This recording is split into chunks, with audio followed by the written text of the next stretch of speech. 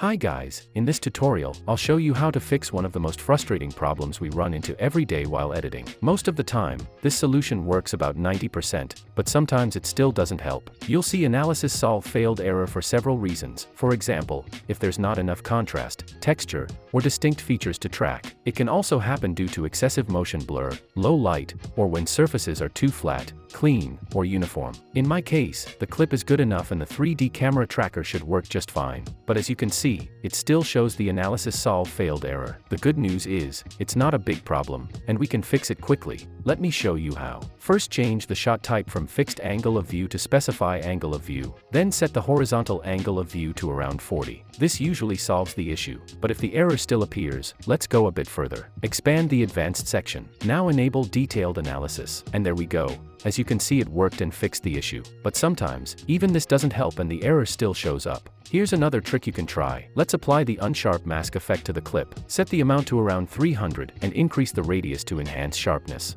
After that, add the sharpen effect and raise the sharpen amount until the video becomes noticeably more detailed, like this. Now let's pre-compose the layer. Make sure both move all attributes and adjust composition duration are selected, then click OK. After that, hit track camera again and wait for it to finish. And now as you can see, the 3D camera tracker works perfectly, even without changing any other settings. It worked because we increased the sharpness, adding more detail to the video. These methods work about 90% of the time, but if they don't, the issue is most likely with the footage itself, not with After Effects. Just a quick note, if you use the second method, don't forget to double-click the pre-comp layer and delete the sharpness effects afterward. Then close that composition and return to your main comp and you're done. Hope you found this video helpful. Thanks for watching, and if you enjoyed it, please give it a like.